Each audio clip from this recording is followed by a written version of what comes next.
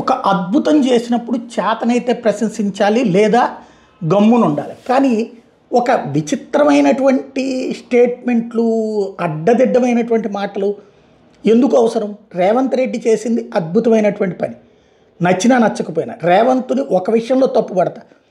BC రిజర్వేషన్లలో BCE అని చెప్పి తీసుకొచ్చి ముస్లింలకు కూడా అందులో ఇచ్చి ముస్లింలో కులాలని, వాళ్ళు ముస్లింలు కాదు బీసీ కులాలే అని చెప్పిన తర్వాత మళ్ళీ వాళ్ళని సపరేట్గా ముస్లిం బీసీ కులాలేంటి?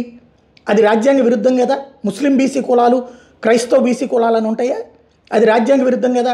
చేతనైతే ఆ పాయింట్ మాట్లాడాలి. ఏది కులాల పరంగా బీసీ అన్న తర్వాత ముస్లిం బీసీ, హిందూ బీసీ ఏందయ్యా, అందరూ బీసీలే కదా, మొత్తం కలిపి 56% కదని ఆ ఒక్క పాయింట్లో రేవంత్కి సంబంధించి తప్పు పట్టడంలో తప్పులేదు. కానీ మిగతాదంతా చూడండి ఎంత అద్భుతం చేసుకొచ్చాడు. సాధ్యమవుతుంది అనుకున్నారు ఎవరైనా బీసీ జనగణన? అంతకుముందు సకల జనుల సర్వే అని చెప్పేసి ఆ డేటా కూడా బయటకు ఇవ్వనటువంటి సందర్భంలో రేవంత్ ఇవాళ ఇచ్చాడు డేటా. దెన్ అడగండి, క్రిస్టియానిటీకి సంబంధించి ఒక్క క్రైస్తవుడు కూడా కనిపించట్లేదు ఏంటిది అని అడగడంలో తప్పలేదు. బట్ జనగణన చేశాడు, కులగణన చేశాడు, ఆ వివరాల్ని జనం ముందు ఉంచాడు. ఆ విషయంలో we must appreciate Revanth Reddy. At the same time SC వర్గీకరణ దానికి సంబంధించినటువంటి రంగంలోకి దిగాడు.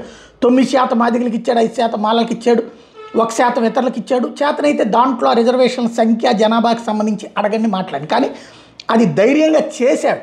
చేసిన దాన్ని అభినందించాలి. సదరు ప్రయోజనాలు పొందేవాళ్ళు కూడా అభినందించకుండా తిట్టిపోస్తూ, లేకపోతే ఎస్పెషల్లీ బీసీ సామాజిక వర్గాలకు సంబంధించినటువంటి నాయకులు గతంలో చేతకానిది చేయలేకపోయింది. కృష్ణయ్య ఉన్నటువంటి సందర్భంలో తెలుగుదేశంలో ఉన్నప్పుడు చేయగలిగారా?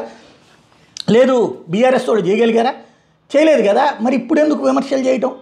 అదే సందర్భంలో దాన్ని ఆచరణలో బీసీలకు ఒక మంచి ప్రయోజనం జరుగుతుంది. ఇప్పుడు బీసీ ముఖ్యమంత్రి అనే పదానికి ఒక మంచి యాక్సెస్ వచ్చింది. ఈ స్థాయి ఆ జనగణన వల్లనే వచ్చింది. దానికి సంతోషపడాలి కానీ రేవంత్ దూషించాల్సిన అవసరం లేదు.